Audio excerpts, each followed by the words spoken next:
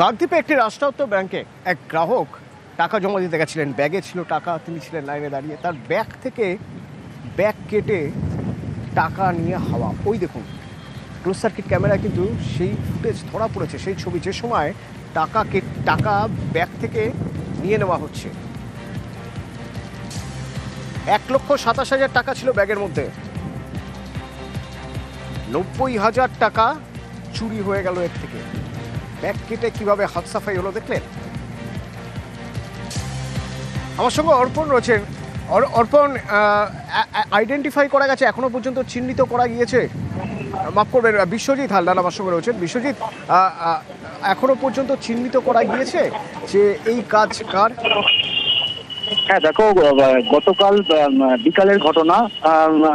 এই মুহূর্তে কাকদ্বীপ থানার পুলিশ কিন্তু তদন্ত শুরু করেছে এবং সিসিটিভি ফুটেজ কিন্তু ব্যাংকের কাছ থেকে কিন্তু খতিয়ে দেখা হচ্ছে। যেটা ঘটনা ঘটলো, এই একদম কাকদ্বীপের ভুবননগরের বাসিন্দা সঞ্চিতা দাস, তিনি কাকদ্বীপের একটি রাষ্ট্রায়ত্ত ব্যাংকে তিনি যখন টাকা জমা করতে গেলেন, তার একটি গোল্ড লোন ছিল। সেই গোল্ড লোনের টাকা পরিশোধ করার জন্য তিনি ব্যাংকে টাকা জমা করতে গিয়েছিলেন। সেখানে কিন্তু তিনি ব্যাংকে ফর্ম ফিল আপ করার পর তিনি যখন লাইনে দাঁড়িয়েছিলেন, সেই সময় তার ব্যাগের ভেতর থেকে কিন্তু একেবারে ব্যাগ কেটে ব্লেড দিয়ে কাটা হয়েছে এবং কাটার পর ধীরে ধীরে কিন্তু প্রথমে 50, তারপরে 40,000 টাকা বান্ডিল কিন্তু বার করে নেওয়া হয়েছে।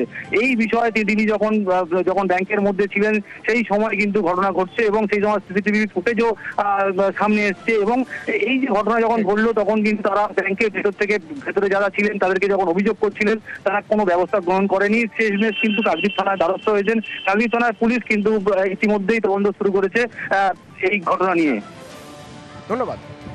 টাকা আমাদের হারিয়ে গেছে, ব্যাগ কেটে বার করে নিয়েছে, ব্যাংকের ভিতর থেকে হারিয়ে গেছে। ক্যামেরার ফুটেও দেখলাম যে মেয়েটা নিয়েছে, দুবার করে টাকাটা বের করে নিয়েছে। কিন্তু সেইটা আমাদের কিভাবে পুলিশ প্রশাসনরা আমাদের খুব হেল্প করেছে। দেখান না, টাকা পাইনি, ওনারা চেষ্টা করছে, যেহেতু আমরা পাই সেই ব্যবস্থাটা আমাদের করে দিলে খুব ভালো হয়। ব্যাংকের ভেতরে গিয়ে আবার ফর্মটা তুলতে গেলাম, সেখানে দেখলাম যে একটা সিসিটিভি ফুটেজে সবই দেখা যাচ্ছে। ম্যাডাম টাকাটা কেটে ফেলেছে, কেটে ওখান থেকে কিছু বার করেছে। এখানে সিকিউরিটি গার্ডের সামনে থেকে টাকা বের করে নিয়েছে 90,000 টাকা। 1,27,000 ছিল, সেখান থেকে 90,000 টাকা নিয়ে নিয়েছে। ব্যাংকে কোনো নিরাপত্তা নেই। ব্যাংকের ভেতরে যখন হচ্ছে, এর মানে এতে কোনো নিরাপত্তাই নেই। খড়গপুর রেল বস্তি উচ্ছেদের প্রতিবাদ, আর সেই জন্য ডিআরএম এর বাংলো ঘেরাও কর্মসূচি। তো সেই কর্মসূচি যখন হচ্ছে, তখন সেই কর্মসূচিতে কাউন্সিলর সহ তৃণমূল নেতা কর্মীরা রয়েছেন এবং রেল পুলিশ বাধা দিলে রেল পুলিশের সঙ্গে কথা কাটাকাটি। কি অবস্থা এই কর্মসূচির? আমার সঙ্গে শঙ্কর রয়েছেন, শঙ্করের সঙ্গে একবার কথা বলবো। আমি জানিয়ে রাখি যে সকাল থেকে ডিআরএম বাংলো ঘেরাওয়ের অভিযান দিয়েছিল বস্তি বাঁচাও সংগ্রাম কমিটি, তার সঙ্গে যৌথভাবে তৃণমূল কংগ্রেস কর্মী সমর্থকরা এই আন্দোলনে তারা উপস্থিত হয়েছিলেন এবং এই আন্দোলনকে কেন্দ্র করে রেল পুলিশের তৎপরতা তুঙ্গে ছিল। দেখা গেছে যখন ডিআরএম বাংলোর দিক থেকে একটি সাদা গাড়ি বেরোচ্ছিল, তখনই তৃণমূল কর্মী সমর্থকেরা বা বস্তি বাঁচাও কমিটি, সংগ্রাম কমিটির লোকেরা তার সেই গাড়ি আটকানোর চেষ্টা করে। এরপরেই আরপিএফ বাহিনীরা মৃদু লাঠি চার্জ করে এবং এই লাঠি চার্জের জেরে বলা যায় যে তৃণমূলের 3 জন আহত হয়েছে।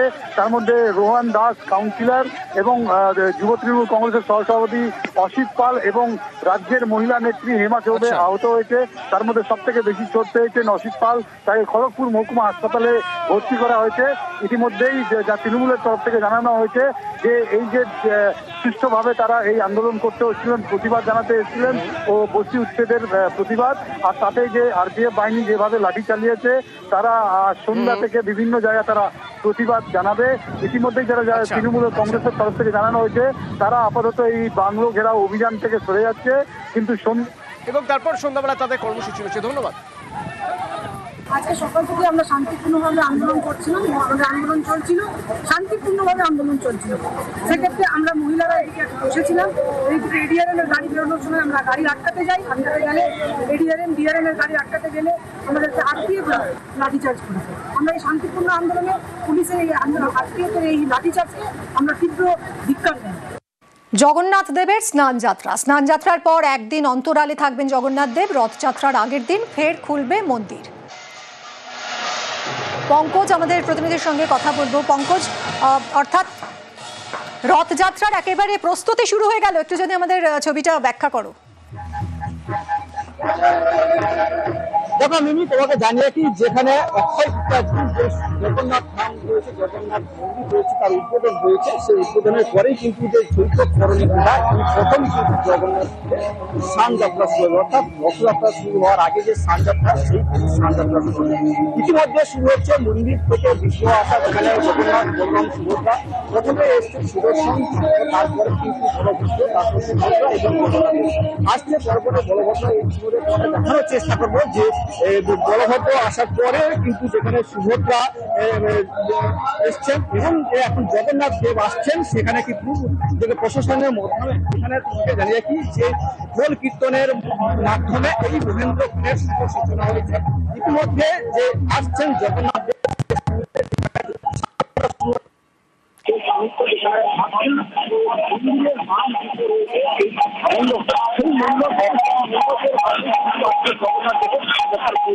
বেশ, অনেক ধন্যবাদ।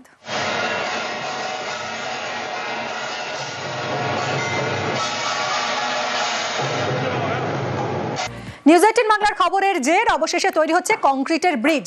বাঁকুড়ার ইন্দাস ব্লকে এই ব্রিজ তৈরি হচ্ছে। আমরা ইন্দাসে দেবখালের উপর এই পাকা ব্রিজ তৈরি হচ্ছে 49 লক্ষ টাকা ব্যয়ে। দেবব্রত আমাদের প্রতিনিধির সঙ্গে কথা বলবো, তবে তার আগে আরও একবার আপনাদের জানাই যে এই যে ব্রিজ, অবশেষে কংক্রিটের ব্রিজ তৈরি শুরু হলো। আমরাই দেখিয়েছিলাম গত বছর অক্টোবর মাসে যে বর্ষার জলে কি হাল হয়। ব্রিজ একটা ছিল কিন্তু সেটা পাকা ব্রিজ নয়, এবং বৃষ্টির জলে সেই ব্রিজ জলের তলায় চলে যেত। ব্রিজের ওপর দিয়ে একেবারে প্রাণের ঝুঁকি নিয়ে যাতায়াত করতে হতো। একটু অসতর্ক হলে, এদিক ওদিক হলেই একেবারে নদীর জলে তলিয়ে যেতে হতো। ঠিক এইরকম অবস্থায় আমরা সেই খবর দেখাই, তারপরই নড়ে চড়ে বসেছে প্রশাসন। কংক্রিটের ব্রিজ তৈরি হচ্ছে। কথা বলবো আমাদের প্রতিনিধি দেবব্রতর সঙ্গে। দেবব্রত, কি বলছেন এলাকার মানুষ, কতটা এগোলো কাজ? একেবারেই দেখা, এলাকার মানুষ এই কাজে খুশি, কারণ কতটা সমস্যায় পড়তে হতো সেই খবর আমরা দেখিয়েছিলাম 26শে অক্টোবর 2024 সালে। বৃষ্টির জলে বন্যায় দেবখাল একেবারেই ভয়ঙ্কর রূপ ধারণ করেছিল। যে সংকীর্ণ সেতু রয়েছে তার উপর হাঁটু জল ছিল, সেখানে জীবনের ঝুঁকি নিয়ে পারাপার করতে হতো এলাকার মানুষকে। নিচে পড়ে গেলে 30 ফুট গভীর জলে পড়তে হতো এলাকার মানুষকে।